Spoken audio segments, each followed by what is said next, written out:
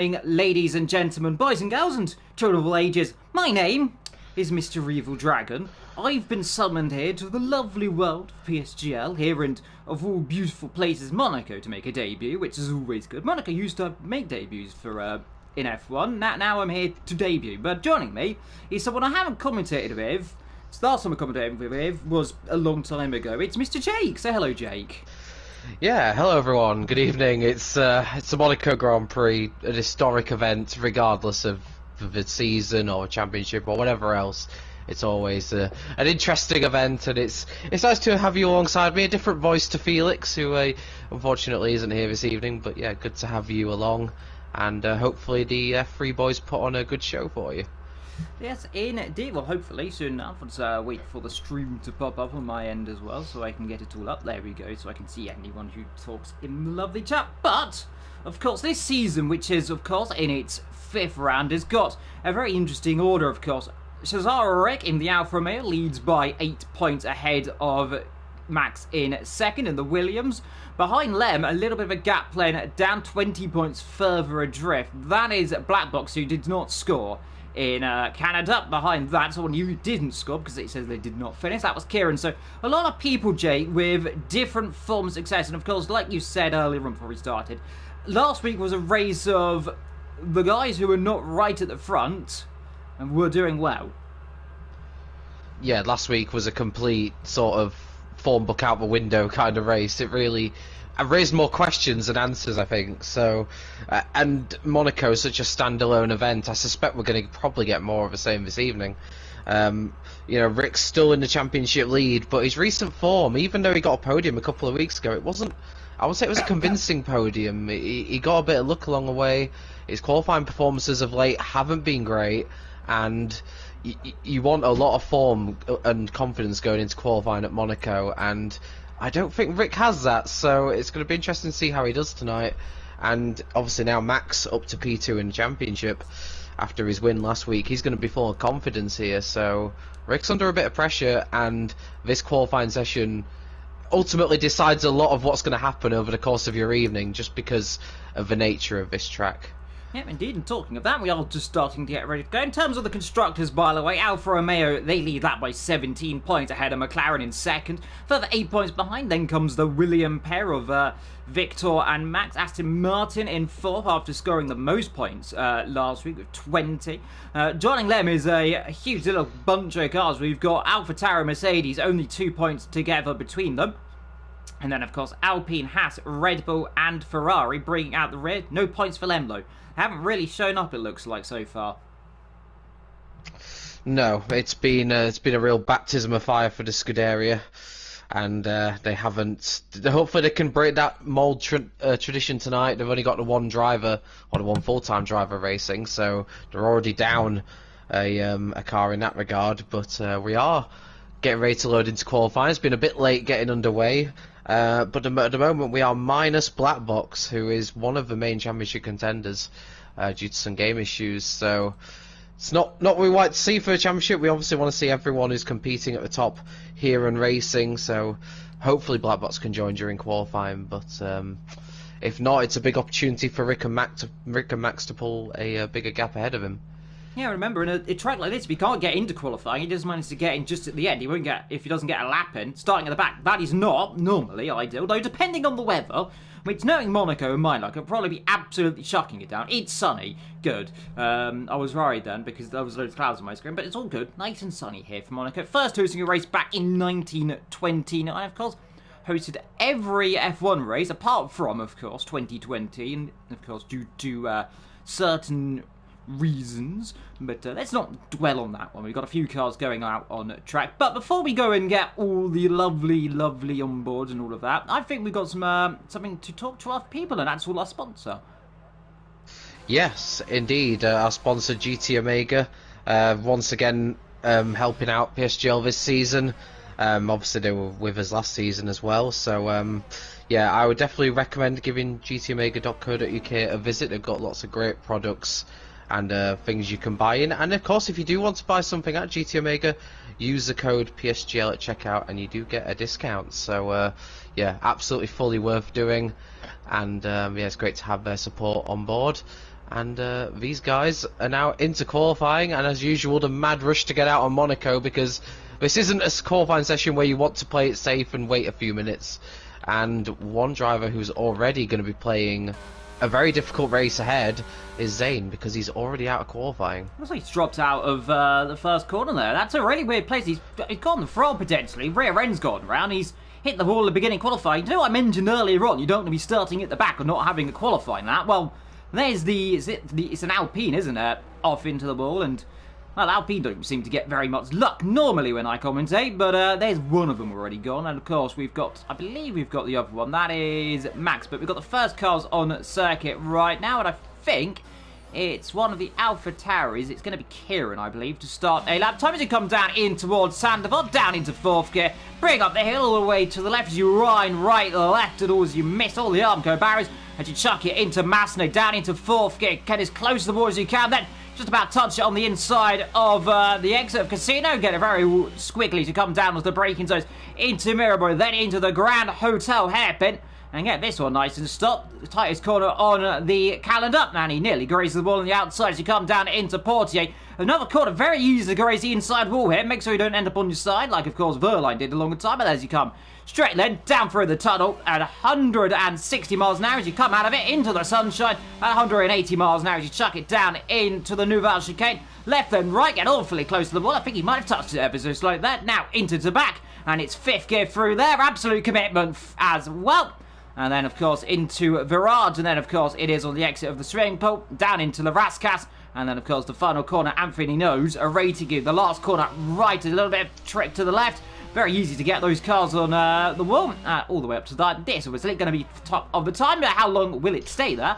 And it's 1 minute 9.4 behind them. One of the Alfa Romeos crosses the line right now, was invalidated. So I look further down. Another Alfa Romeo Krypton goes up to second. Then we got the Aston Martin of Jabraka goes up to second as well. Then comes the Ferrari. Is he going to take second as well? No, does not take second. So first couple of cars setting qualifying laps, and so far relatively pretty good as Max goes up to P3. Denzo beginning his outlap. We've got Fruitful up to the line, and let's see where he can go, and it's only good enough for safe. But first couple of cars, Jake, and so far, apart from the one that's in the wall, no one else having major issues. No, good to see some early lap times on the board, and you have to say that so far at least he looks very confident, Kieran. He looked fully committed, ran very close to the wall on a few occasions, maybe grazing it as well. But he got the lap time out of the bag and comfortably has pole position at the moment. Last season's F4 champion, Kieran, so came into the season with a lot of confidence, scored some decent results as well. And he'll be keen to back that up, and getting that early lap in just takes so much of the pressure off for the rest of the session.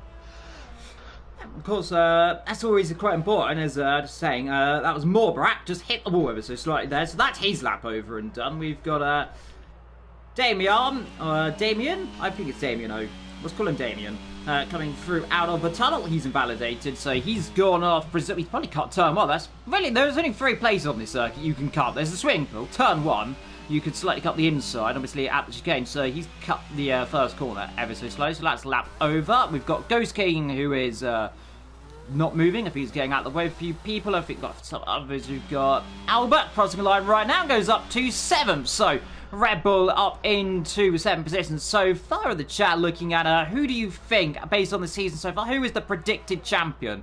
Now, I'm not going to say that, because I've been here. Well, this is my first race, but Jake, you've been here for more than one race, so I'll leave that question to you. That's a good question. I mean, we've got quite a long way to go in the season, and certain drivers at certain times have shown the pace and the consistency to be champion. I wouldn't say anyone's really strung together a perfect season so far. If I had to put my colours on the mast and say someone right now, I'd have to go with Rick. I know it's boring going for the championship leader, but even on the nights where he hasn't looked like he's got the pace to win the race, he's still been scoring some really good results, and ultimately that's a good sign of a champion, is performing well when it sometimes doesn't look like you're on the pace that you should be at. It's still getting those consistent results, particularly over the course of only an 11 race season. You've kind of got less room to make errors, so for that reason I would say Rick is in a good position, although I will say I may have said black box if he was in the lobby, but he's not. So that's another load of points he's missing out on tonight. So I can't really say him. I mean, well, the barrier was sparkling there. I don't know if anyone noticed that the stream randomly, but the barrier was ever so slightly sparkling. Nevertheless, with the game glitching out, which normally happens. But onwards, as Ghost goes through out of the swing pool down into Raskas, and this is one of the it's one of the most beautiful circuits in the Formula 1 calendar. It's prestigious, it's legendary. Is it fit for overtaking? Well, that's a whole different kettle of fishes. But there goes Ghost up into 12th position, right, left slowest of them all. Didn't really get the lap hooked up. He'll come back in, go for another run, of course. We've got the Haas of Anroom coming through then as well down the hill. And of course, unlike real life, there's that sparkly barrier again. No one, hopefully, going to be doing a Sergio Perez in 2011 down there, which is, well, it was one of the most spectacular accidents, but I'm not be surprised to see if that happens in the game ever. Yeah, and what I did see, certainly from my experience of racing on Thursday at Monaco in the F14 tier, yes, I'm that slow, was that no matter how many people DNF, it's very difficult to bring out a safety car around here. We had, I believe, it was 7 or 8 DNFs on Thursday, not one safety car. So, although there may be crashes and maybe people retiring out on the track, I would be surprised to see a safety car tonight. So, with that in mind, you've got to make sure you fuel your car accordingly, and you're pretty happy with your strategy because it's unlikely that will change. Yep, championship leader down into the last couple of corners, and like we said, an 8-point lead over Max, who's currently sitting in 4th. For a dearly love to go ahead of him and around about 2nd or 1st. He crossed the line right now. It wasn't a very good lap time in the end. Only good enough for 12th. Though I say he was very committed through the swimming pool section as he grazed the ball into turn. Why have we got anyone else coming through the last couple of corners? We've got Huz, but he's invalidated again, so he'll have to go out for another run. We've got more Brett, like I said, in that Ferrari. Also has invalidated. Ferrari, as we've said, not having the season so far. The other Ferrari currently in 7th. Someone did improve right there. I think that was Krypton going up into 3rd. So a few people starting to improve, but it's this track and looking how close it really is, even a smallest of margin will make a big difference here. Absolutely. I was on board with Max as well last week's race when he improved to P4. And I also had a quick look at Kieran as well, as Johan goes up onto the front row. Finally, someone getting very close to Kieran's opening benchmark. I was just literally about to say, though, Kieran on his 2nd attempt did another 109.4. So that suggests to me that's a driver full of confidence around the streets of Monaco, because not only can he do a quick lap, he can then back it up with a similar lap afterwards. Yellow flags down into the hairpin, yellow flags down into the chicane. A few people getting out of the way. I don't know what's happened to that wall. That's going to annoy me now. I don't know why it's sparkling. And more yellow flags. Let's go on board with Fruitful. Let me just... And now, it's probably... I did see a Ferrari hit it earlier on, but there you can see sparkly barrier. Now, I'm not going to say someone's put the sparklers on here, and it's not quite fireworks season. It's nearly fireworks season. We're getting towards the end of the year, so I guess we want your fireworks now to have it. As closer, it's not sparkle. It's a glitch when someone hits you. I voted sparkles for me, as in comes Fruitful into the pit lane. We've got Albert on a lap time right now, and he's coming into the pit lane. He's invalidated, and I think that's pretty much everyone. We've got Damio on a lap time right now, and he's down a 10th in Sector 1, but it's always going to be quite fun for these guys further down the field strategy-wise than normally a one-stop strategy around here. Of course, safety cars will often shake things up around here, so who knows what the strategy is? Who really knows what the ideal is? It could rain in the race, to be fair. It absolutely could rain, and if it rains at Monaco, we could be in for some fun. Yeah, oh, absolutely. There's nothing like a wet race at Monaco, as I saw Damiano have a huge tank slapper on the exit of the chicane there. Very committed, but not finding a time he would like to at the moment. I was just reading as well, vote for Kieran in the chat. Pretty good shout given his current pace, and like I say, he's riding the crest of a wave after winning last season's F4 championship. So I like that response for championship winner. And yeah, it's a tough one in Monaco because it's difficult sometimes to tell who is on a quick lap and who has either invalidated or had a moment somewhere. But yeah, we've got the pole up in so far, which is good. Oh, that's close. Oh, that's the ball. And, well, I would say that was close to hitting the ball, but Ghost, well, he's now in the ball. He's got away with it, though. Rear end decided he didn't want to went on strike, but Mercedes getting the power down ever so slightly too early out of the, down towards the hairpin. And, well, that's that done. Was up by a tenth in a bit in Sector 1, but Ghost going to have to go yet again and can save the ERS, save the battery a little bit. And he should be able to go straight for another post-up. Yellow flag still flying as people get out of the way. Has now got to try and see who's actually on a lap time and who's not on lap time. Well, Krypton's beginning a lap, so there's lap 1. Looking down, we've got Ethan on a lap time in the Ferrari. So let's ride on board with them. Then they come down into Mirabeau, and then, of course, down in to the Grand Hotel, or Lowe's, or the Hairpin, or Station Hairpin, whichever one you like to play. Oh, no! Oh, that's... Sorry, I was on board with Amryu coming towards Raskas on a really quick lap. He was half a second up on his previous attempt, and there was an Alpha Tauri just in the way as he got to Raskas, and he tried to get out of the way, to his credit. It might not have been Alpha Tauri, I'm not entirely sure who it was, but yeah, someone got in his way, he couldn't brake in time, and he went straight into the wall at Raskas, and his qualifying session is over, and he'll be furious after that because he was on a significantly better lap, and he will probably feel like that car could have got out of the way quicker. But that's what happens in Monaco sometimes. You have cars just parked in the way. As I say that, Kryptonite held up by a Red Bull that wasn't moving at the chicane. Yeah, but it was Denzo. Yeah, and Denzo's he's hit the wall somewhere then. So hit the inside wall. I'm wondering, because unless he's dropped it on the outside, it was hard to see as we go and see Demio, who got caught up in that one as well, wrecked through the last couple of corners, and his lap time potentially not going to be the ideal one he wants, but let's see if he can find any time. Up to the line needs to be a 9.4, and it's good enough for a 9.9, so definitely got held up ever so slightly through there, so we'll definitely want to go again. Running out of time as this comes to the really dramatic section now, the final few seconds. Here comes Fruitful up to the line, he's up by a couple of attempts, that should be good enough for around about oh, it's up first! Well, there we go. It was even apparently on my screen, but good enough for the top then. So, a 1 and 9.3. Well, that came out of nowhere. Yeah, that was incredible final sector. I don't know if he maybe made a mistake on it on his previous lap, but found a half a second around that final sector to take pole away from Kieran. Sorry, Kobe. Yoan up by 3-4 temps as well as he comes through the last sector. This could be into the 1 minute 8 if he gets the last corner right, which he does.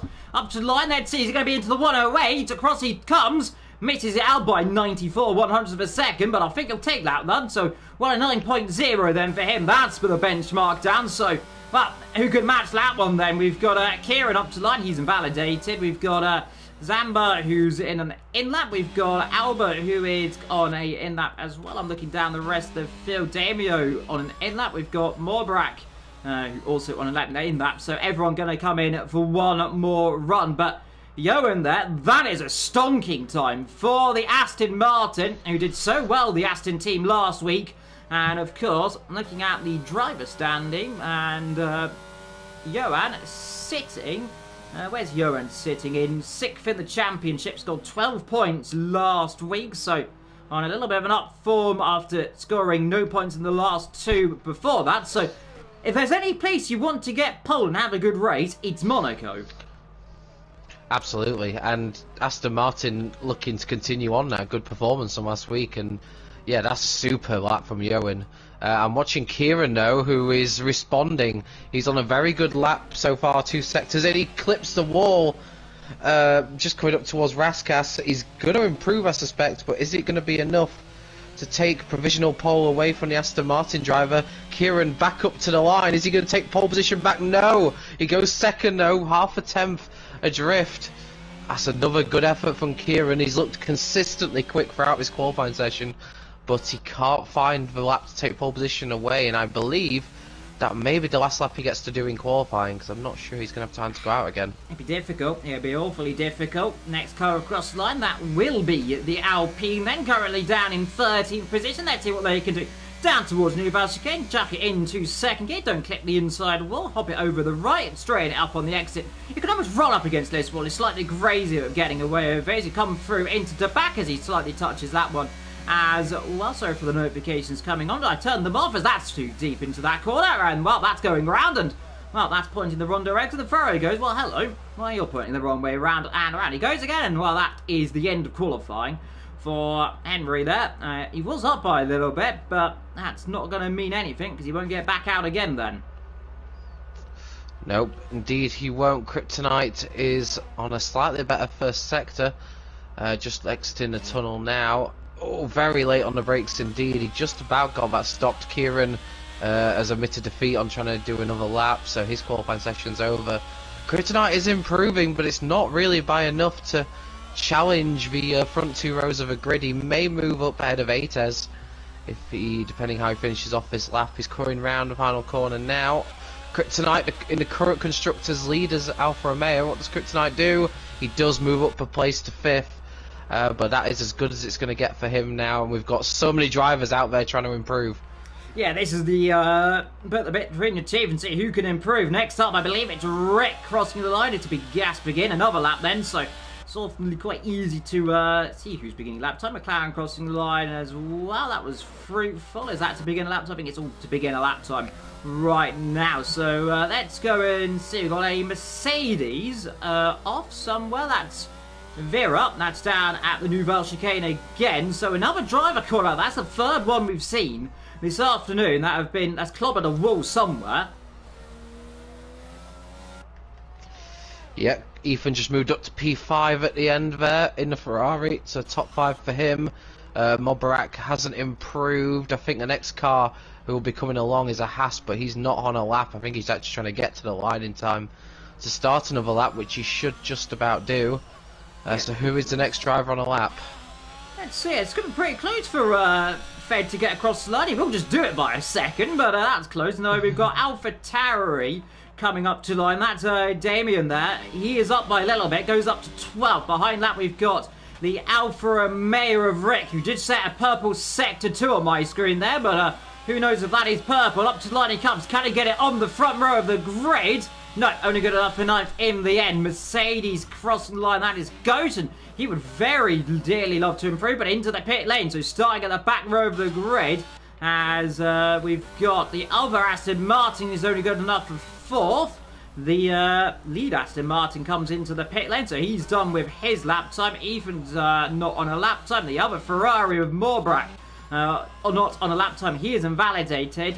So I think, apart from Fed, that is qualifying done. So let's see then, on board with the Haas then. Through the swimming pool section, up by 3/4 tenths of a second. Crazy inside wall. Just about gets away with it on the outside, but awfully close to damaging that cut. Through into Anthony Nosens for the last time. Straighten her all up, then up to the line comes the Haas driver. Can he get himself up around about 5th?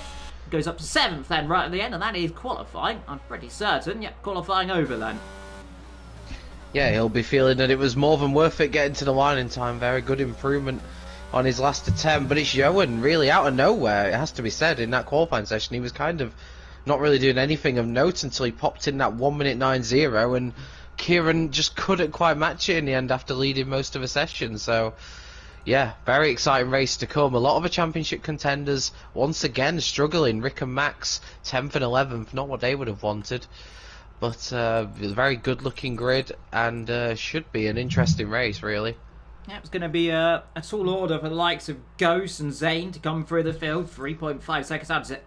Ghost did not get a lap time in Zane, of course, dropping it before we even got the session started. So tall order for that, but top 10 separated by just under 7 tenths of a second. Top 10 underneath a second as well. It's awfully close here, isn't it? But it is, of course, that top spot, 61 hundredths of a second between 1st and 2nd. That's going to be down in towards turn 1. But the question is, Jake, are we going to be raining or is it going to be dry? What's your prediction?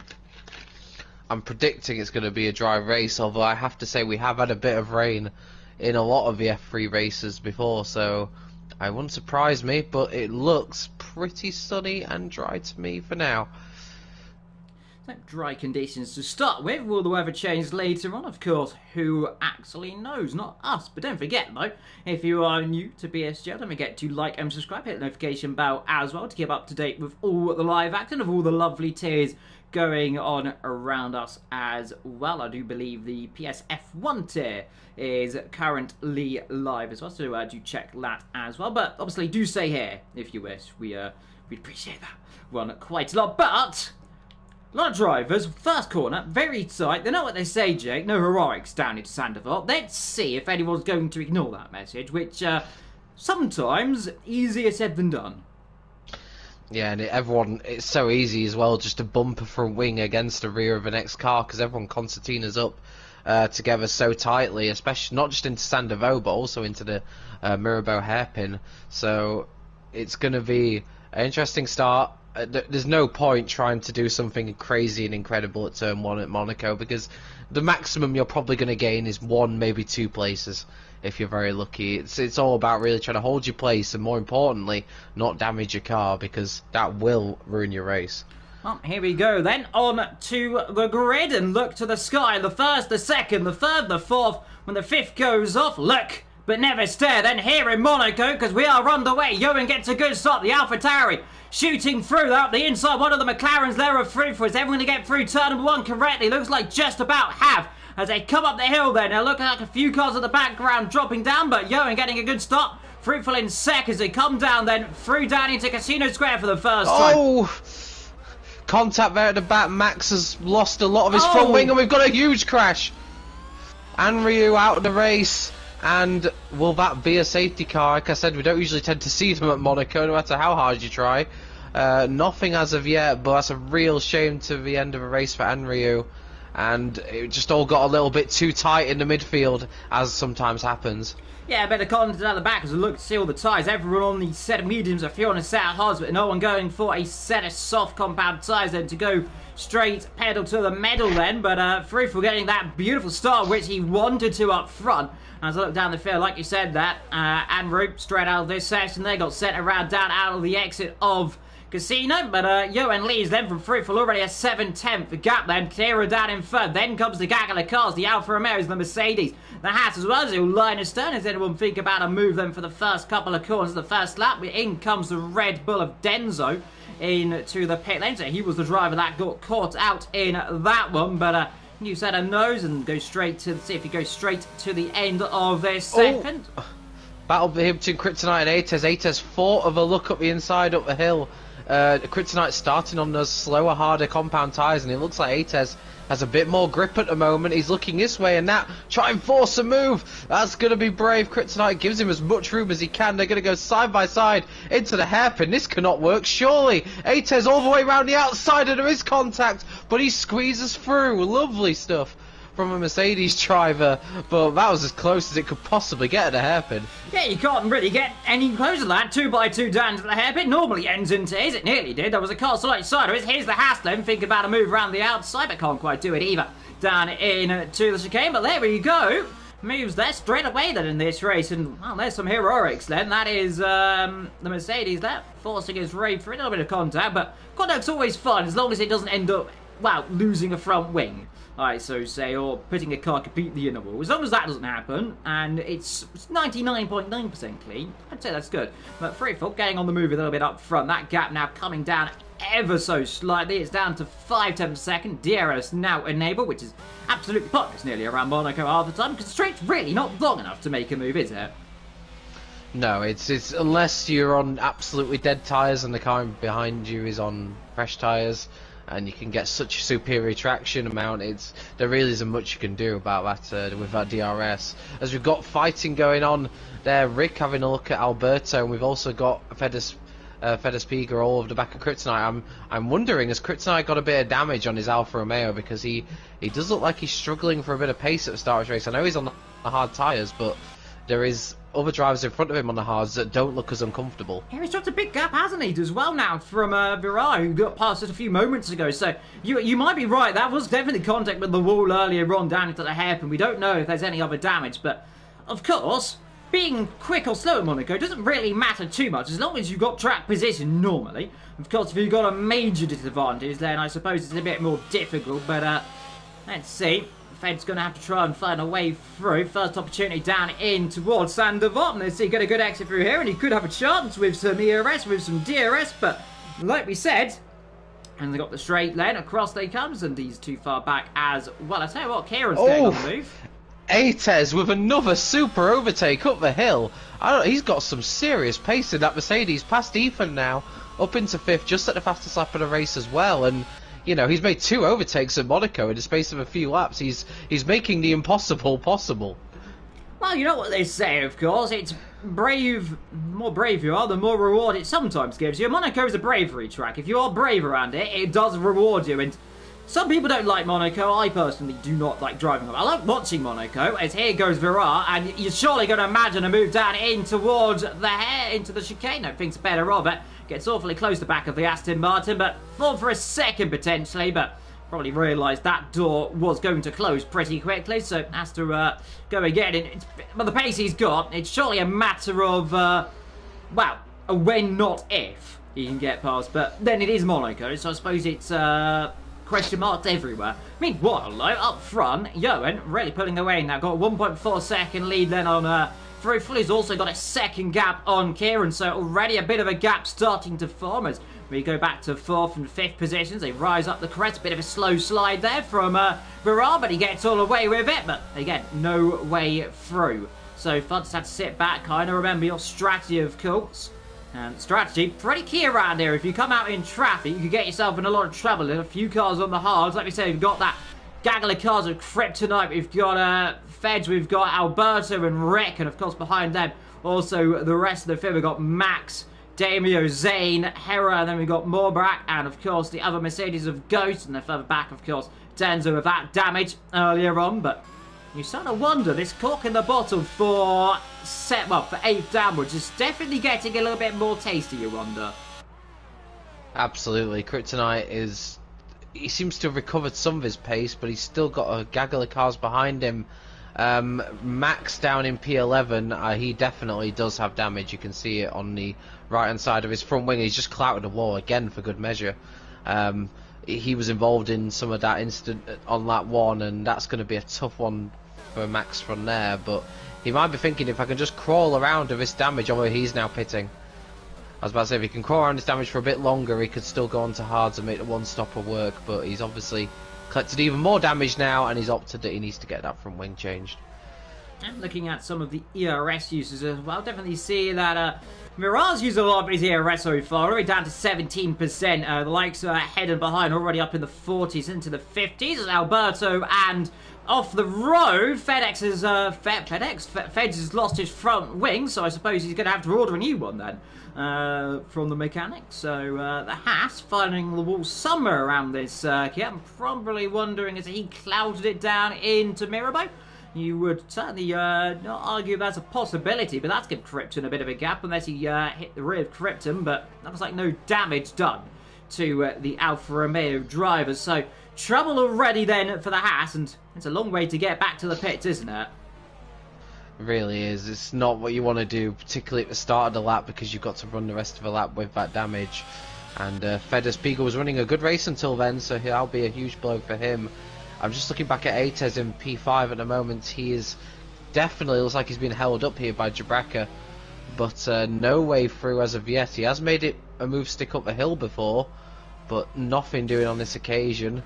He's getting held up now, and he wants to try and make that move, but it's so tricky around this track. If you know how to position your car, it's very difficult for the car behind to do anything about it. I have to say, full credit to Johan up front, because he's under not much. At the inside of a hairpin. It's thankfully not ended up in tears, but he hasn't made the move stick. Brave move indeed. It's about 5-6 years ago that move probably works when you've got the smaller F1 cars, but with these wider ones, it's difficult getting one car through that hairpin, let alone two. And he's I think he was weaving there. I don't know if he wanted to be let through, but he's now picked up a penalty, so I don't know. I think a little bit of impatience creeping in there, and sometimes you just have to keep your cool at Monaco when you're stuck behind another car, and it feels like he tried to force that move into happening maybe a bit too much. Yeah, he's dropped the rear as well. In comes, he got damage, I'm wondering. He might have done. We saw, of course, Kryptonite got damage. Let's see, new nose. Nope, it's new tyres, so potentially hasn't got damage unless he's made a mistake. Kieran's in the pits and he is getting a new nose, so Kieran, who was running in P3, has picked up damage somewhere. So where's he come then? So he's hit the ball somewhere. Where are they going to come out though? Behind Ghost King. Now come out ahead of the others behind, so clean air, clean traffic as well, but let's see Verrar then. Let's see if he's got any pace. Now's probably the time to use it as he crosses the right line, and needs to be careful he doesn't do that too many times, because that can always get a penalty normally, but gets away with it that time around. So Johan still leads this race gap down to a second. And credit to Zane, by the way. Like looking at the chat, started last, currently so far in the points due to others' misfortunes as well, and getting a little bit of luck. But that's the key around Monaco, isn't it? Getting some luck. Yeah, absolutely. If you start at the back, you've almost just got to hope that there is drama for other cars ahead. It sounds horrible, but you're wishing on other drivers to have problems, but it's what you really need, and just you've almost got to go unnoticed, just quietly make your way through the field, and that's exactly what Zane's done, and credit to him. To be in the points on lap 9 after starting at the back is very impressive around Monaco. And I wanted to say as well, Johan up front doing a super job. Let's not forget, the drivers that were all running behind him were all on medium tyres. Johan's on the hards, so the fact that he's keeping the lead, and not under significant pressure as well, as along with that, is seriously impressive, and he could not be asking for the race to go any better right now. Yeah, he certainly couldn't. Is Alberto closing up to the back as well, corrected, and these two have been stuck together all afternoon so far. We have got 20-odd laps, 30-odd laps to go there, as I miscalculate there slightly. 20, 30, lots of laps still to go ahead of Monaco, and to be fair, 20 laps might feel like 30 laps. 30 laps, to be fair, sometimes can feel like forever, especially when you're stuck in traffic, but let's see what they've got. Some people up front, they'll be having a world of time right now, but like we said, if you're the leader right now, you've kind of got a situation where if you stop, you're going to be coming out in traffic. I do apologise for any notifications. I'll be turning them off next time as well, if someone decided they wanted to spam notification me, but I think it stopped ever so slightly there, but I do apologise for that one. Alberto sliding a little bit through the last couple of corners, but got himself back going yet again. Yeah, and the beauty, of course, of Johan being on the hard tyres is he can stretch out the stint to the point where most of the other guys behind him will have stopped, and he'll hopefully be able to come out into a nice clean air zone away from all the other cars. So whereas Fruitful on the mediums might potentially have to stop a bit earlier, and will be running the risk of rejoining in traffic. So the ball's very much in Johan's court on that one, but by the same token, you also could make the case that Fruitful can pit earlier, and if he's not in traffic, he could get the undercut on Johan. So it's tantalisingly poised, this battle at the front, and you have to say at the moment it is a two-way fight, because the gap they pulled to Jabraka behind is quite significant. Yeah, in the chat, hello to Evan as well, who says Kieran Humphreys is washed. Never know, but let's see. Still though, good battles going on through this. We've got Kieran on the back of Verrar. He's rather pushing a little bit now. He just had the fast lap.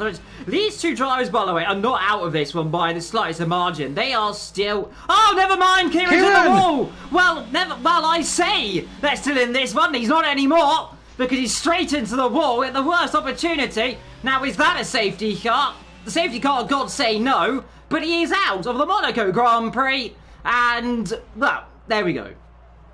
And Fruitful, who was running in P2, has come into the pits very early on for a set of hard tyres, and I mean, on first glance, it doesn't look like it's worked out all too well for him, because he looks like he's going to be rejoining in a whole bunch of traffic.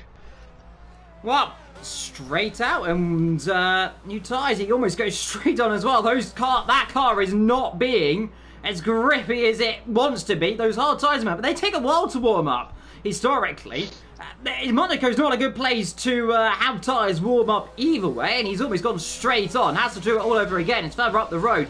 Still, this gang of cars are Krebs and Albert and Rick just stuck together, and... Oh, never mind, I say that. Rick just hits the wall again then, so... I tell you what, me and saying cars stuck together and they immediately make a mistake isn't going very well right now. But he's still in the race, so good news. Has he got any damage? You'd be surprised. Never know in this game. Well, he almost got more damage right there using the rear end. I tell you what, me and cursing just never stops as Zane comes into the pit lane right now, and that is for a set of hard compound tyres, and he'll come out. I'm going to probably wander around about Fed Max potentially. He'll be awfully close with them as he comes out of the pit lane. Let's see. should come out ahead of them. Yeah, he'll come way ahead of these guys. So nice clean air for Zane. It comes out in 12th then to get top 10 score pointers. These guys, actually, to be fair, are going to come hounding towards him pretty quickly. So it might be a little bit closer than I thought, but gets up to speed anyway. Should be fine, as Morbrak has been overtaken by Ferrara, who's often been on the move this afternoon. He's been the man on a mission who's just going through the field like it's a hot knife through butter right now. It might be Monaco. I don't think he realises that so far, does he? No, absolutely not. A lot of reaction in the chat to Kieran's unfortunate DNF. You'll be happy to know that Evan's getting more of the blame for that than you are. So it's privileged. It's I've got to blame. Real unfortunate. Tell you what, I was literally saying in the last race, Kieran was one of a few drivers who'd scored points at every race, and he's now DNF'd both Canada and Monaco. So a real couple of bad weeks for Kieran, which have put serious damage to any championship hopes he had. But right now, it's an Aston Martin 1-2. Although we're at that point in the race now where everyone's almost running different races with their strategies, and it's unknown yet as to where it's all going to feed out once everyone's made their stop. But what I will say at the moment is Johan is in a fantastic position, and I haven't seen him put a foot wrong yet. So, yes, yet. And now he'll be pointing backwards through the chicane. Good news, he's not. So, we've got through that one then. But, I know, like you said, the other Aston Martin, further down the field, we have a look at it because we have got this kind of the battle going on the circuit. It's Max, Denzo, Zane. You thought for a second you might go a lunge up the inside through there. Fed, of course, lost his front wing earlier on in this race. Well, definitely, potentially, into the back of Krypton. Well, either that or he's into the Mirabeau wall. But either way, it wasn't on the car. These guys stuck behind so far Zane, who is, to be fair, got a bit of pace between him. He's starting to pull away ever so slightly. So there's some pace between them as in comes Albert into the pit lane so far. Denzo cuts the chicane. And everything remains stationary quo then so far. But, well, I say that, immediately goes the ball goes Denzo. So, there's always that wall. And to be fair, you can touch the wall a little bit on this game and get away with it. But sometimes you touch the wall and the front wing goes flying. I don't know if he's got damage. It was a fair old whack, but by the looks of it, carrying on his merry way. And as long as it's not heavy damage, you can get away with it around here, can't you? Yeah, it's one of those where if you get a little bit of damage, sure it's going to affect you a bit, but it's one where you can carry on with it. We saw Max actually carry on with a bit of damage for quite a few laps, and it was only once he clouted the wall again where he decided that the front wing needed changing. So yeah, you definitely can. You can sort of bring it's because it's so difficult to overtake, of course. Yeah, you might have cars faster than you right up behind you, but it's very difficult for them to go anywhere with it. So you can almost frustrate drivers behind you who don't have damage. Yeah, you certainly can, but they're up the field as we look through the field. We've got Fruity on the back of Harris as he comes through out of the swimming pool chicane, which, by the way, is not filled with water on this game, so someone needs to refill it with water.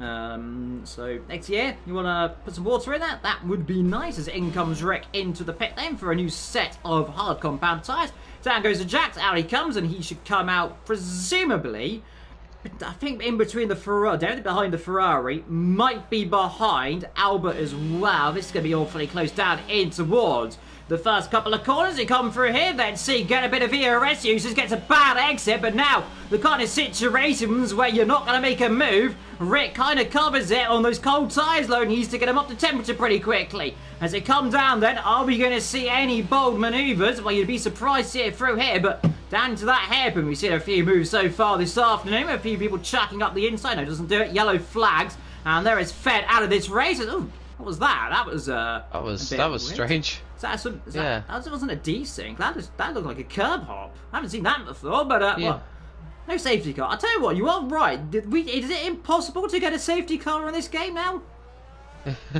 It feels like it at Monaco. Not at other. I wouldn't say it's the same at other tracks, but for some reason at Monaco, the game just does not like to bring out a safety car. So, but that's a crucial little move. Rick actually did the overcut on Alberto because he was behind him before they pitted. Well, this Ferrari already got the inside. They have touched. They're down the straight of Monaco. Ferrari and Fruitful getting awfully close there, and how they did pitch each other around, I don't know. Now up the hill, side by side, you're not going to get through their sunshine, says the McLaren. Cuts him off, but which way are you going to go? You might try to go around the outside. Would be brave there. He's almost pushing the McLaren through. Move over, he says. I'm going for it. And where are you going to do it? Might go around the outside, might go on the inside. That's not going to work. They touch again. And Virard getting a little bit flustered again. Now he's going to think about a move up the inside. He's trying to go one way and the other. Somehow that McLaren holding line, holding station, and a McLaren holding a faster car through around the street of Monaco. Well, I never. I've seen that somewhere before. However, this one for 7th and 8th, one's on a Williams, one's a Mercedes. So to be fair, two very beautiful cars, I must say. But he's very aggressive right now. He just wants to get the moves on. Well, he might do now because the McLaren gets a bad exit. But where are you going to come through down into the back? Oh, as Rick gets past Truss Mobrak into the chicane, nicely done. Ethan in the pits. I've got to say, it's amazing how the pace that ATES has. He's ended up right on the back of Fruitful, which I didn't really see coming about a few laps ago. It's kind of gone unnoticed. ATES won the first race of the season, then we haven't seen him since. So it's really difficult to gauge what kind of form he's in, but one thing's for sure, he's definitely been the most aggressive driver around the streets of Monaco tonight. He doesn't want to waste any time stuck behind a car. He will look for a move literally anywhere he can. Yeah, he certainly can, and next opportunity down into Miro for the third time. He's almost tried it, and let's see, he's going to do the dive yet again. Yes, he does up the inside. This time they touch, and was there a little bit too much contact right there? Gets a big old wiggle on the exit. Next car up is Henry, then Damio. So, a man on the move, and he certainly got that one done. There was a tiny bit of contact, reminded me a little bit of Hulkenberg a couple of years ago, I think, did a move similar to that one. Back was it 2016 or something, but beautiful move up the inside. Well, he left Fruitful absolutely nowhere to go. Damio gets a penalty up the road, and I think these guys are all coming in soon enough, so one sets a hard compound tyre. So Virard's got to be careful now, doesn't he? He doesn't end up taking a dive and losing a front wing of cars that are not in his race right now. Oh, up the inside he goes, and straight away, there we go, up the inside into Raskas, a bit more contact. In comes Harry into the pit then, I think. So that was Damien into the pit then. I think Harry wanted to come in as well, couldn't. As Fruitful now wants to try and make a move there, but thinks better of it down in towards the first corner. I tell you what, Virard's on a move there. It's here up the hill. Here comes Fruitful, straight past, and there, the job done. I don't think the Alpine wanted to put that one up too much there, did he? No, again, it's just not a fight that he needs to be involved in. He's just running his own race, and ATES wants to ever the aggressor, but that time it paid off beautifully, and he's just been able to drive a little bit away from Fruitful, and he's now got some clear air, which is, it feels like it's something he's been chasing for quite a few laps.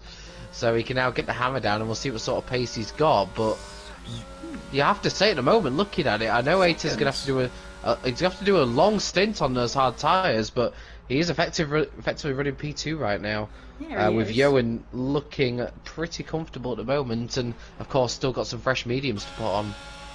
Two Ferrari switching position just a few seconds ago as well. That was Ethan passing Mobrak, like I said, yet to stop. You know, we mentioned a few seconds ago that Zakpa is going to be coming in. He is in right now as the AI take a few seconds, and then of course as per usual it desyncs him out with the pit lane. So there he goes, back on circuit. Where's he going to come out low? He's behind Virard, but left press of tyres, but where's he going to be between the other guys? Fruitful has had to pit again. He's got wing damage. Now where's that? So change of front wing for him. He was, of course, we saw him fighting with ATES a few laps ago, and who had that huge dive on him.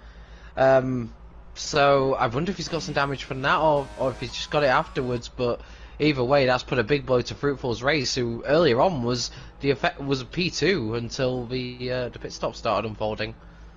Yeah, so we got the VIR team pair then, I suppose. Linus Stern, so Aston versus Mercedes. So, I mean, it's Mercedes versus Mercedes / Red Bull. And then we've got the Alpine, who's still yet to come and kind of in a little bit of no man's land right now. He's got Rick, who, of course, championship leader, coming into this one as well. Probably going to be trying to make a move in the next couple of laps. You know, presume maybe this lap we're going to see hers straight into the pit lane. I think he wanted to last lap but couldn't because he had a car drive up the inside of him. Let's see this time. Is he going to go straight into the pit lane? No, stays out another lap then. So is he thinking of a set of softs, staying out a couple more laps? I mean, it's possible.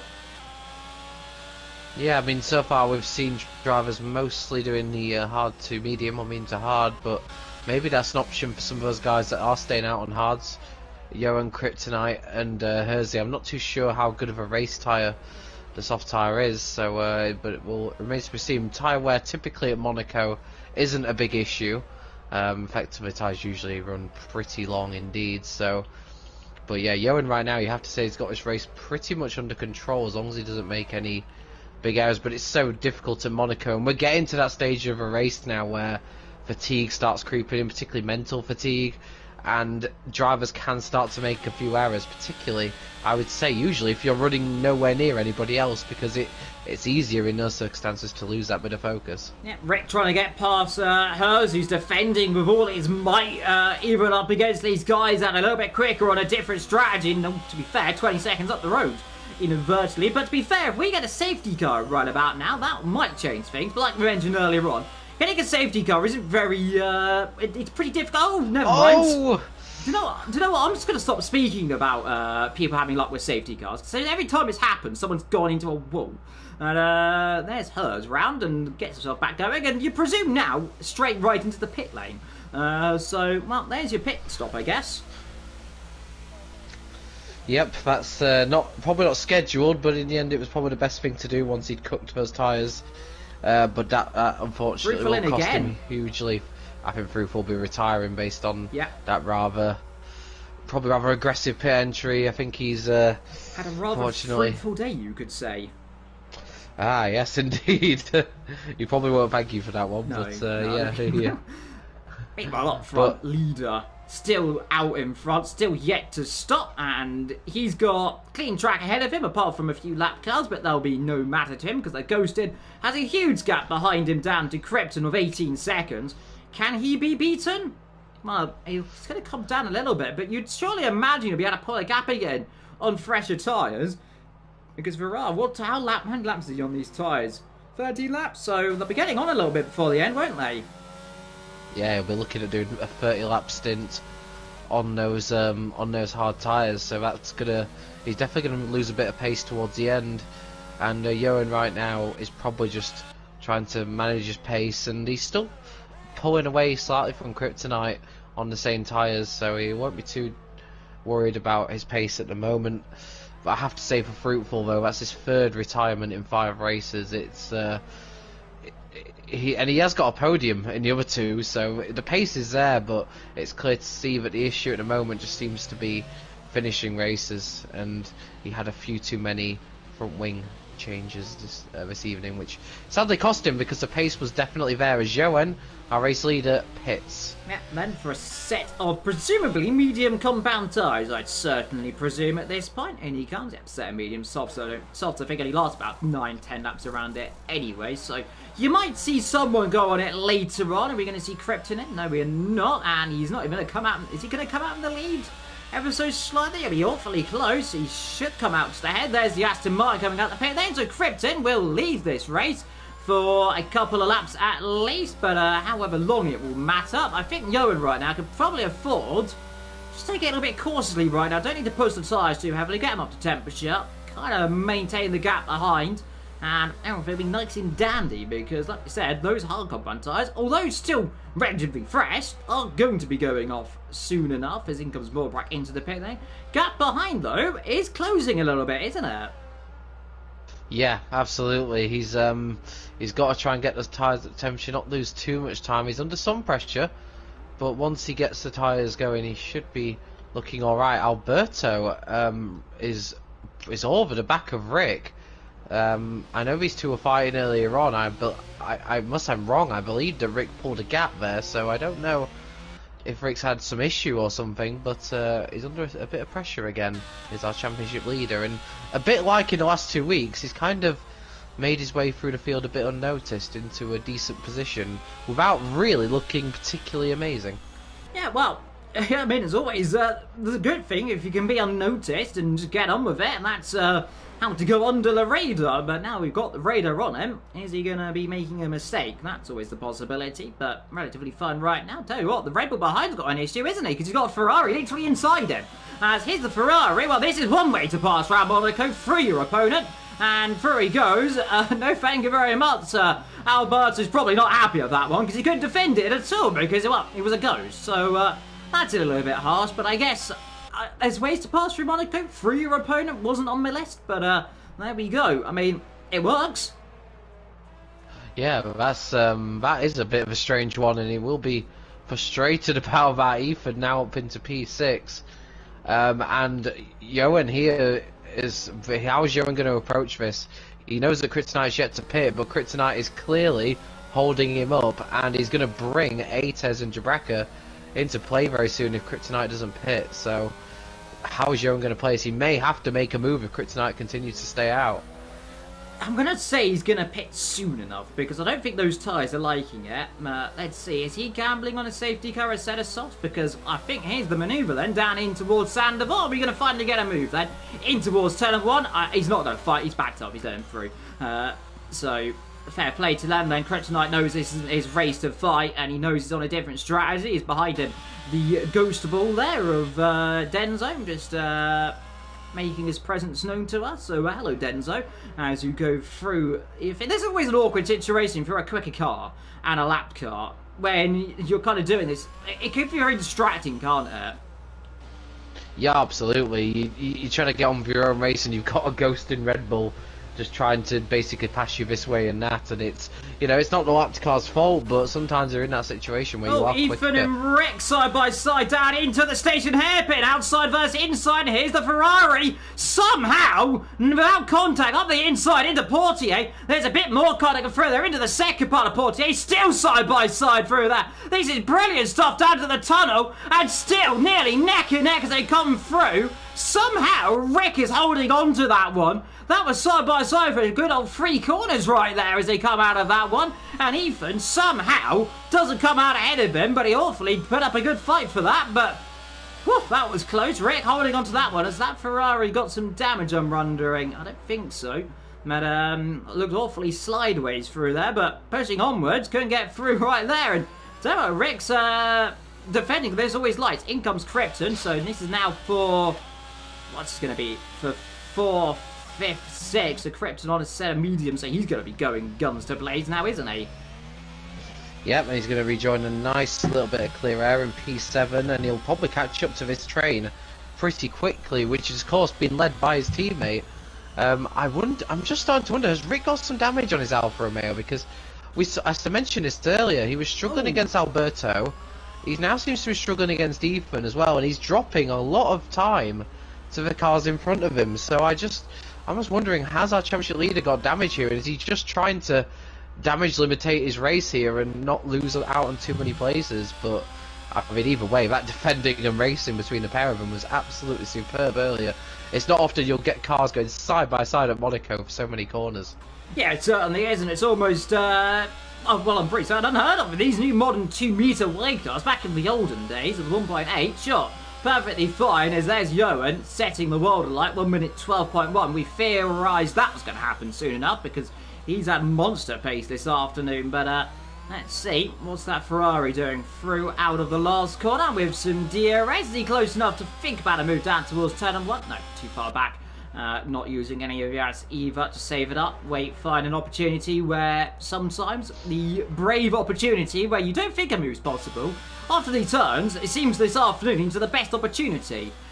We thought this might be a little bit of a processional race. It certainly hasn't proved it so far.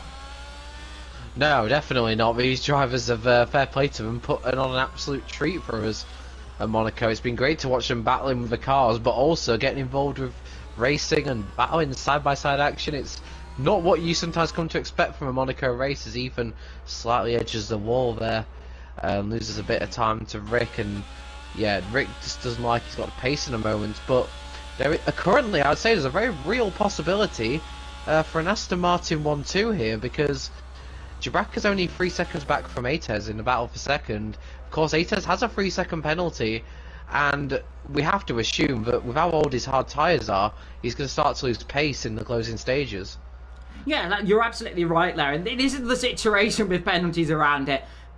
Like we said, we haven't got a safety car, which is surprising, figuring we had 4 people in a wall at some point during this race. But penalties add up pretty quickly around here, and it's very easy to really gap somewhere if you've got better tyres. I mean, it's not normally, to be fair, but Monaco's even harder to gap it with older tyres. You slide around on the surface, you've got to be more dive slower. into turn 1 between Damiano and Zane for P8. They continue to go side by side up the hill.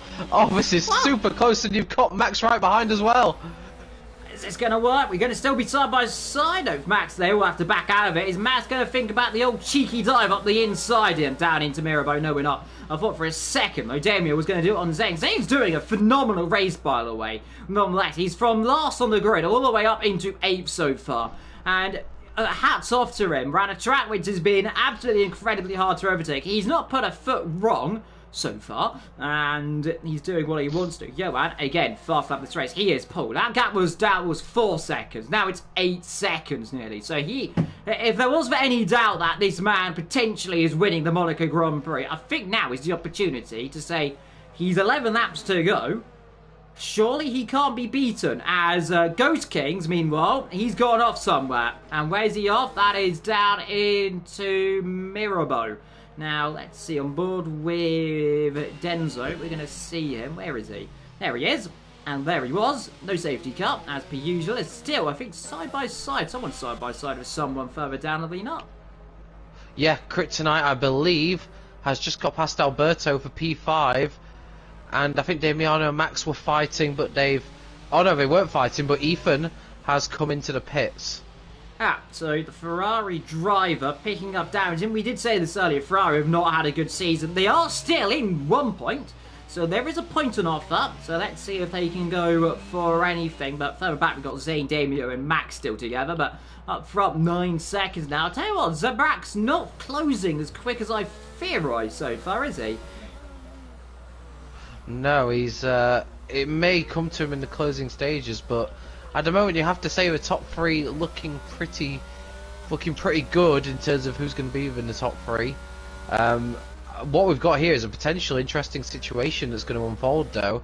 Kryptonite, who's charged past Alberto, is now going to be behind his teammate. Of course, Alfa Romeo leading the Constructors' Championship, but Rick is our Drivers' Championship leader. Now, my assumption here is that Kryptonite's going to be all over the back of him very soon.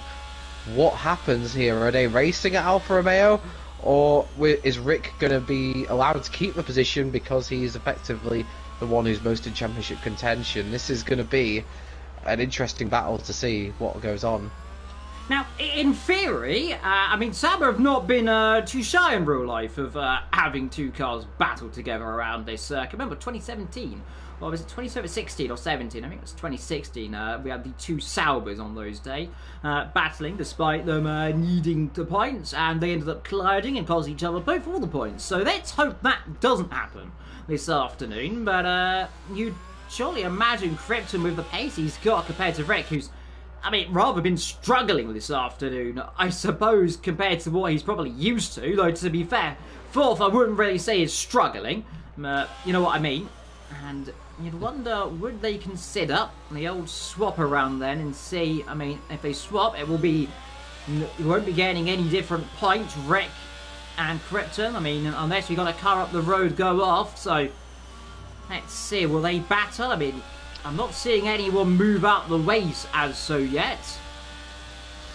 No, I mean, you wonder if it, obviously in real life especially, this would be one of those team orders where it'd be like, you know, let Krypton go, but if he doesn't pass anybody else in front, then switch him back at the end of a race kind of thing. But I don't know if they're going to do a similar sort of thing here, but I suspect in real life this is probably a situation that we'd have. See, the issue is, look, I don't think even if they let each other through, they wouldn't. Cat Dender's left the session. A little bit of a wiggle there from Rick. Is he considering letting his teammate through? Let's see. No, still not. Or is he just wiggling to say, don't pass me? Who knows, really? Or is it just a bit of lag? I mean, it could be all 3, but look at that. Really up behind him. Looks to the inside for a second. I tell you what, these 2 are racing each other I don't see how these two are going to be working very much unless Rick pulls out of the way down in towards the first corner. These two are battling, and let's hope for their sake it ends well through the last corner.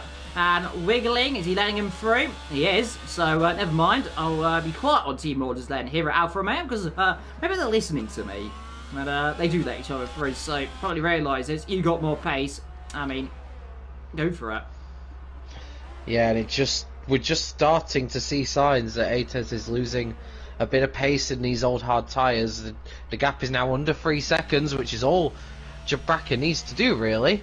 As long as he doesn't pick up penalties, just be within 3 seconds and he will gain that P2. But I get the feeling with the pace difference, he may catch him by the end of a race. It's one of those situations, though, where he won't need to make an overtake unless Kryptonite finds enough pace to put him under some pressure. It's 11 seconds. I mean, you've got, what, 8 laps to go? I mean, it's a tall order to pull 8 seconds, well, to pull nearly 11 seconds in 8 laps. I mean, it's possible. But you've got to be going pretty quickly, and these guys are also going pretty at a hair-raising speed nonetheless. So let's see what the Alfa Romeo can do, but I fear 4th potentially the best for him so far. But tell you what, up front, like we said earlier on, he's checked out. That's Johan, who is up front so far. Like we said, comes into this race currently. Where is he? 6th in the standings on 22 points. This is going to bring him up a little bit with the other drivers all in big trouble. I mean, to be fair, Rick in all of this is kind of the only driver out of the top kind of 4 or 5 people in this, well, in the battle, really, isn't he, for major points. The rest of them aren't really in it. No, absolutely. So, oh, we've got a huge slide there from Damiano and Max, who has been trying to get past the AlphaTauri for a number of laps now.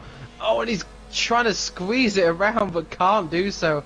So difficult with these very sort of clunky wide cars that we have now. And Damiano, who we saw earlier, was trying to overtake Zane. That attack's very much come to an end now. He's very much on the defensive, and it's not just against one car, it's against 2, because Ethan, on a new set of mediums, has caught right up to this pair now, and you suspect he'll be quicker than them both. Yeah, he certainly is. Meanwhile, 2nd and 3rd have nearly swapped as here we go through the tunnel. Almost makes a move around the outside into the tunnel as Ethan pushing that car off the road a little bit. Goes the AlphaTauri. These guys all concertina up, but somehow still remain pointing in the right direction. I thought for a second Ethan was going to waltz around the outside through the tunnel right there, which is, well, that would have been sublime. I don't think I've seen a move into the tunnel before. Are we going to see a dive into the Raskas hairpin? No, we're not. I thought for a second we might, but here we go, trying to go around the outside. These guys all stuck. This is the concertina effect, which oftenly foretold normal major incidents. But let's see, left or right, which way are you going to go? Outside line. You're going to get squeezed out a little bit too much down. You might get a car up the inside if you're not too careful. The old switch under. And again, you're going to get squeezed as close as you do to the wall. And let's see, up they come. And they're going to get through together. Just about. Still trying to go around that outside, but still can't quite do it. The AlphaTauri holding the line. But down into Mirabeau has a slight whiff up the inside. The Ferrari has a whiff around the outside. Off the road goes the AlphaTauri into the wall and out of the race.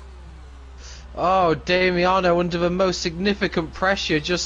He completely forgot his braking zone. I wonder if he was just looking in his mirrors almost there and just forgot the braking spot. Easy to do when you're under such pressure as now. We've got Ethan going round the outside in a tunnel, and Max did not 5-out-1 off too much. Yeah, I wonder if you compare 5 laps on mediums to Ethan versus 28 laps on hards for Max. He's probably just thinking it's not worth fighting this, and he just wants to try and bring it home. But shame for Damiano. He's looking on course to score some points, but that's what can happen. That's what can happen when you're under pressure at Monaco.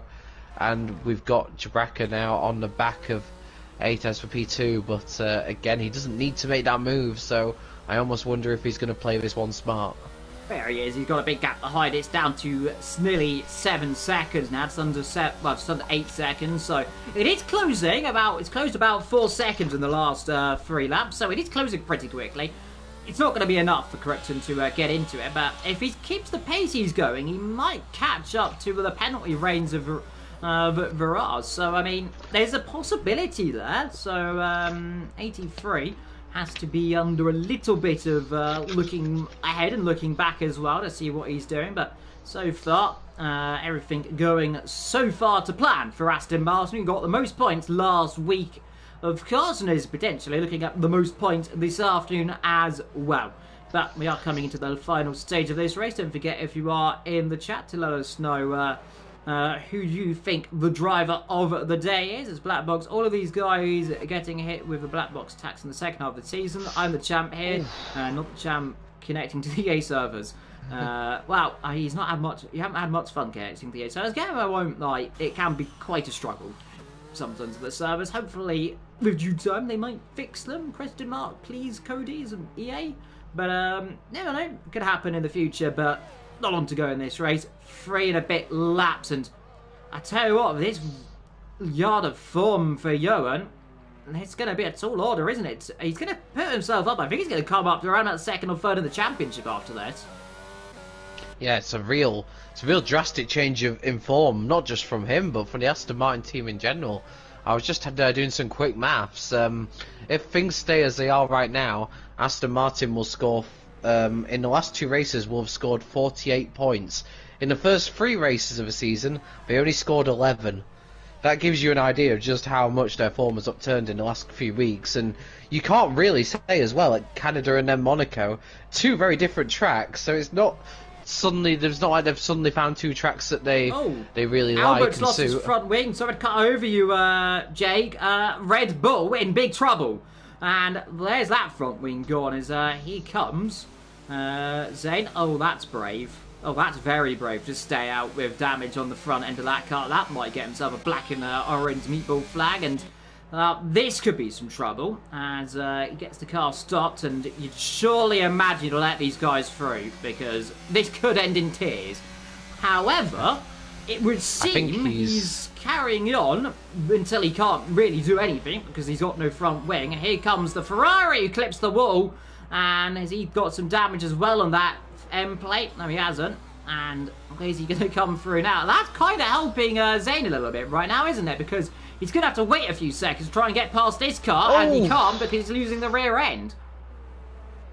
Yeah, and, you know, Alberto probably thought if I pit, I'm going to drop out the points. I may as well just stay and drag it around his last few laps, as Ethan does now get past. But that's allowed Zane to pull a decent gap, which may come in very handy come the end of his race. And you have to say, I mean, you know, Johan's done a super job out front, and, you know, he's got to be a strong contender for driver of the day. But I have to say, I just, for the glamour of it, I guess, Zane from the back of a grid up to 6th place, that for me is a very worthy contender.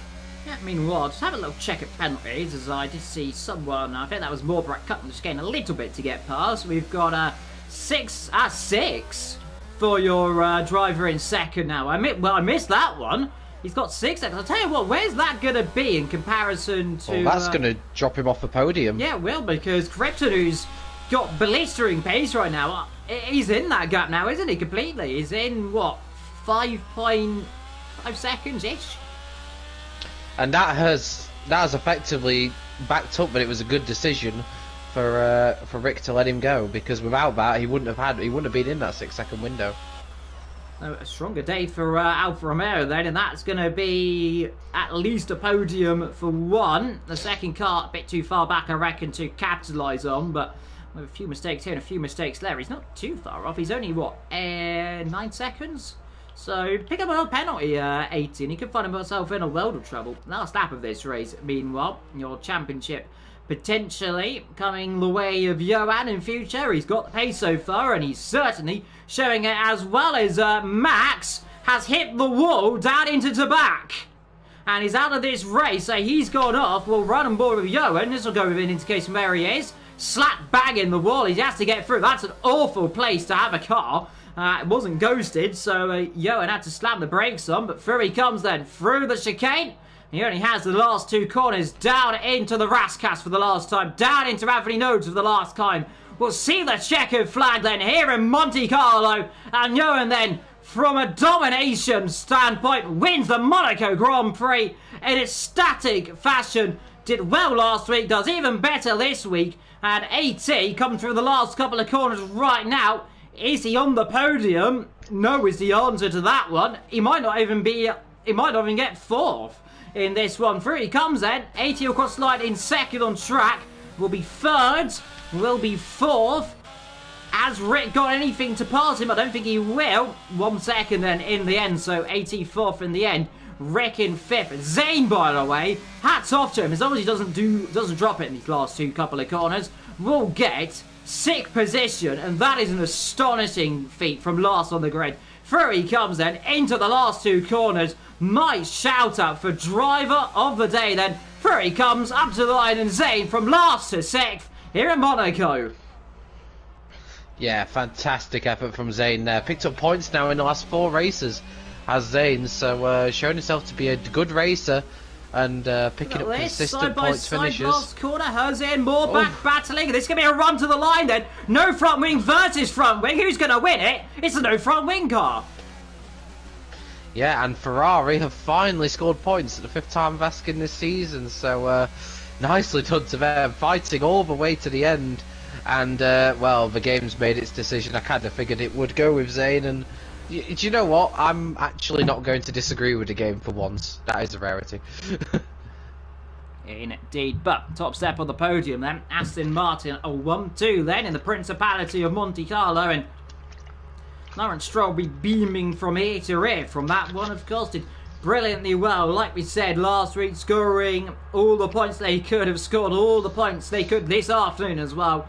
It is, of course, the Aston on the top step then, Johan and Zap on the 2nd position, and the Alfa Romeo in 3rd. That decision to let each other through has played off beautifully in the end, hasn't it? It really has. Without that decision being made as swiftly as it was, Kryptonite wouldn't have got that 3rd place, so that worked out beautifully for them. It's still good points for Rick in his championship. He will maintain the championship lead, but after doing some quick maths, thankfully one of my strong points, I can pretty much confirm that Johan, with this win, will move up to 2nd in the championship. Given he only had 5 points after 3 races, it's a remarkable upturn in form. Yeah, it is. So, there's your order then. Johan wins this race from Zab in 2nd, Krypton in 3rd. From after the truckers he had in the first couple of laps, that's a remarkable return as well. AT in 4th, Rick in 5th, Zane in 6th, Ethan in 7th, Alberto in 8th, Morbrak in 9th, Hers in 10th, we've got Denzo in 11th, Max in 12th, Damio in 13th, Ghost in 14th, Fruitful with that, well, rather fruitful day in 15th, Fed in 16th, Kieran in 17th from 2nd, so those guys had a terrible time, and Andrew out of this race as well on the 1st lap as well. So, there is your rundown of the grid. And I tell you what, though, that's been absolutely, probably, the best Monaco Grand Prix I've seen in a long time. Yeah, absolutely. Entertainment aplenty, and, you know, the qualifying ultimately did have some say in how the race went, particularly for Johan. But there was also drivers out there that proved that a bad qualifying didn't necessarily completely destroy their race. They made some very good positions up and should, but it is possible to overtake at Monaco. Yes, indeed it is. But, of course, as we move into the next couple of rounds, this title fight starting to get more interesting. We go to Silverstone next week, which is, I tell you what, it's going to be absolutely beautiful to watch, and I don't know if we're doing interviews or not. I don't believe. I mean, it's its choice, but I don't think me and Felix usually do. So I don't. That'll be fine. Continue on the tradition then. Sorry to all those beautiful drivers that might have wanted an interview, but as you are the main guy, I'll let you round it off. Yeah, really entertaining Monaco Grand Prix, and yeah, absolutely a lot of fun. I'm really looking forward to see what happens at Silverstone next Monday. I myself am hoping to be there. I'm pretty certain Felix will be back for that, although if he's not, don't quote me on that.